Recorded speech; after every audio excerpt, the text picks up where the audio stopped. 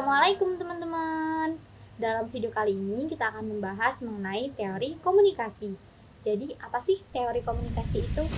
Teori komunikasi adalah disiplin ilmu yang membahas tentang bagaimana cara berkomunikasi, proses dalam berkomunikasi, serta efektivitas dalam berkomunikasi itu sendiri. Entah itu komunikasi dalam individu, kelompok, maupun masyarakat luas. Serta dalam disiplin ilmu ini kita juga membahas tentang apa saja sih faktor-faktor penyebab keberhasilan serta kegagalan dalam berkomunikasi. Yuk kita cari tahu lagi apa aja ya teori-teori komunikasi. Assalamualaikum teman-teman. Di sini saya akan menjelaskan macam teori-teori komunikasi. Kita tahu bahwa teori komunikasi itu banyak sekali. Di antaranya ada teori komunikasi massa, teori jarum hipodermik, teori pengembangan, dan teori imperialisme budaya. Model teori komunikasi massa menurut Claude Shannon mengacu pada cara di mana pesan disampaikan dari pengirim kepada penerima melalui media massa. Ini berikut adalah beberapa elemen kunci dalam media ini. Yang pertama, pengirim. Pengirim adalah individu atau organisasi yang membuat dan mengirimkan pesan. Dalam konteks komunikasi massa, ini seringkali adalah media seperti stasiun TV, radio, surat kabar, atau platform digital. Yang kedua, pesan. Pesan adalah isi informasi yang ingin disampaikan oleh pengirim. Pesan ini dapat berupa berita, iklan, hiburan, atau konten lainnya. Yang ketiga adalah media. Media adalah saluran yang digunakan untuk menyampaikan pesan. Media massa termasuk televisi, radio, koran, majalah, dan internet.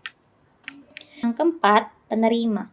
Penerima adalah audiens atau individu yang menerima pesan. Dalam komunikasi massa, penerima biasanya merupakan kelompok besar yang tidak selalu diketahui oleh pengirim.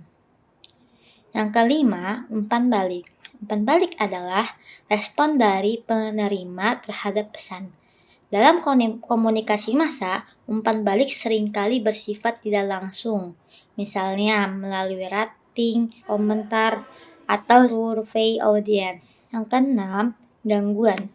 Gangguan adalah faktor yang dapat mengganggu proses komunikasi, seperti kebisingan, kesalahpahaman, atau bias. Gangguan ini bisa mengurangi kejelasan pesan.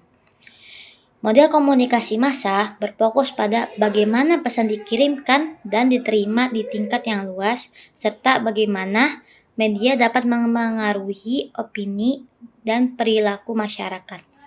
Salah satu model klasik yang sering dibahas adalah model Shannon-Weaver, yang menekankan pentingnya saluran komunikasi dan gangguan dalam proses penyampaian pesan. Secara keseluruhan, teori komunikasi massa membantu kita memahami dinamik komunikasi dalam masyarakat modern dan dampaknya terhadap individu dan kelompok. Bismillah, Assalamualaikum warahmatullahi wabarakatuh. Perkenalkan, nama saya Laila Nurhidayati dari Prodi KPI Komunikasi Penyiaran Islam, dan di sini saya sedikit akan menjelaskan tentang materi teori komunikasi massa. Nah, di sini saya akan memberikan sedikit contoh dari teori komunikasi massa. Contohnya seperti ada teori jarum hipodermik ya.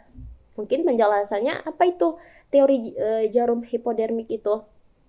Penjelasannya, teori ini menganggap bahwa media massa sangat memiliki kekuatan yang besar yang dapat menyuntikkan atau mempengaruhi informasi secara langsung kepada publik gitu atau audiens yang menerima pesan secara pasif tanpa perlawanan. Jadi tidak ada pemberontakan dan perlawanan. Jadi diterima secara pasif gitu ya. Nah, contohnya gimana?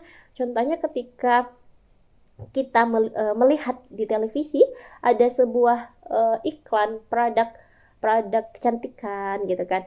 Ada di televisi itu. Nah, di situ memunculkan apa? Yang memunculkan standar kecantikan, ya kan? Nah, yang mana masyarakat di situ mungkin secara langsung nih ya sangat mengikuti tren atau standar dari iklan tersebut tanpa mempertanyakannya, ya nggak? Kayak kita tuh kayak langsung yakin aja nih gitu kan, oh iya nih gitu kan, kayak misalkan sebuah produk apa ya, bedak aja gitu kan, atau sebuah produk yang lain gitu ya, hand body misalkan gitu kan.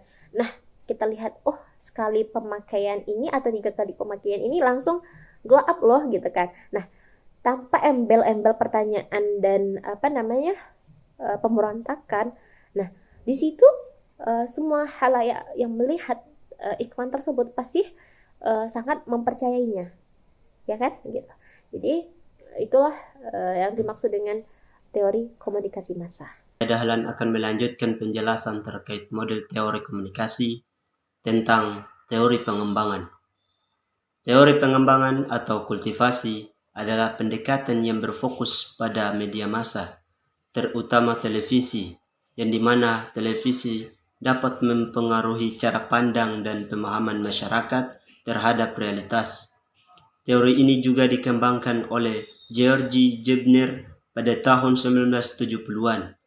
Inti dari teori ini adalah bahwa paparan yang terus-menerus terhadap konten media dapat membentuk persepsi individu tentang dunia nyata. Adapun contoh dari teori pengembangan atau kultivasi seperti kekerasan di televisi. Penelitian menunjukkan bahwa orang yang menonton program-program dengan tingkat kekerasan tinggi cenderung percaya bahwa dunia lebih berbahaya daripada yang sebenarnya. Mereka lebih mungkin merasa khawatir akan menjadi korban kejahatan. Kemudian, contoh persepsi gender. Acara televisi yang sering menampilkan penilaian gender dapat mempengaruhi pandangan masyarakat tentang peran pria dan wanita. Misalnya, jika banyak tayangan yang memperlihatkan wanita dalam peran domestik, masyarakat mungkin lebih cenderung melihat peran tersebut sebagai norma. Kemudian, contoh representasi ras. Penayangan karakter dari berbagai ras di televisi dapat membentuk bagaimana masyarakat melihat kelompok tersebut. Jika representasi dominan adalah negatif, hal ini dapat memperkuat penilaian yang merugikan. Teori pengembangan atau kultivasi dapat menyoroti pentingnya media dalam membentuk persepsi sosial dengan memahami bagaimana media mempengaruhi pemikiran dan perilaku masyarakat. Kita dapat lebih kritis dalam mengonsumsi konten yang disajikan. Itu tadi teori pengembangan atau kultivasi. Sekian dari saya. Terima kasih. And in this video, in this occasion, I want to tell to you all about teori komunikasi. Salah satunya adalah teori komunikasi imperialisme budaya. Halo, nama saya Hanif Kodizaka dengan nomor induk mahasiswa 114230053 Prodi KPI. Izinkan saya menjelaskan tentang apa sih teori imperialisme budaya itu. Teori ini yang menyatakan bahwa suatu komunitas yang dominan secara politik atau ekonomi memaksakan budaya mereka pada komunitas lain yang tidak dominan. Teori ini pertama kali diperkenalkan oleh Herbert Schiller pada tahun 1973 dalam tulisannya berjudul Communication and Cultural Domination. Schiller mengkritik bagaimana media massa dapat berfungsi sebagai alat untuk memperkuat dominasi budaya dan ekonomi negara-negara kuat terhadap negara-negara yang lemah. Itu berarti Schiller ini menjelaskan poin-poin negatif dari media massa melalui model imperialisme budaya ini. Nah, teori ini yang dicetuskan oleh Herbert Schiller menjelaskan bagaimana budaya itu dominan, terutama dari negara-negara barat yang mendominasi dan memengaruhi budaya lokal di negara-negara lain melalui media massa. Teori ini menyoroti kekuatan media dalam menyebarkan nilai, ideologi, dan gaya hidup tertentu yang seringkali mengarah pada homogenisasi budaya dan pengikisan budaya lokal. Berikut elemen kunci dari teori imperialisme budaya. Yang pertama, dominasi media. Media dari negara-negara berkuasa, terutama Amerika Serikat contohnya, mendominasi pasar media global film, musik, dan program televisi. Dari negara-negara ini pun seringkali lebih mudah diakses dibandingkan dengan produk lokal.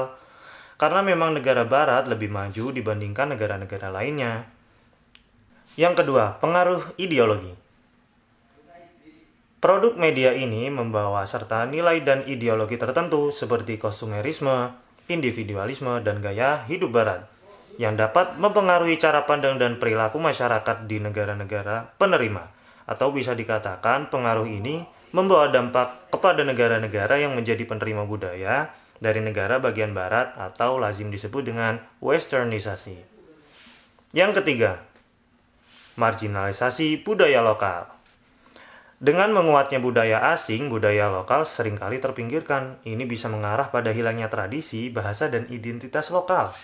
Dari pembahasan tentang model teori komunikasi imperialisme budaya adalah bahwa media massa ini berperan penting dan memainkan peran krusial dalam mendistribusikan nilai dan budaya dominan, terutama dari negara-negara barat yang dapat mengarah pada homogenisasi budaya dan pengisahan identitas lokal.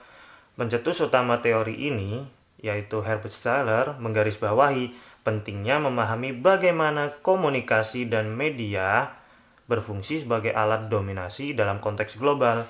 Dengan demikian, kesadaran akan pengaruh media dalam membentuk budaya sangat penting untuk melindungi dan mempertahankan keragaman budaya lokal di tengah arus globalisasi yang kuat. Itu tadi model komunikasi imperialisme budaya menurut Herbert Stifler. Nah, itu dia teman-teman beberapa jenis komunikasi. Yang mana ya yang sudah kamu pakai? Yuk kita pakai teori komunikasi untuk bisa berkomunikasi dengan lebih baik dan cerdas. Wassalamualaikum warahmatullahi wabarakatuh.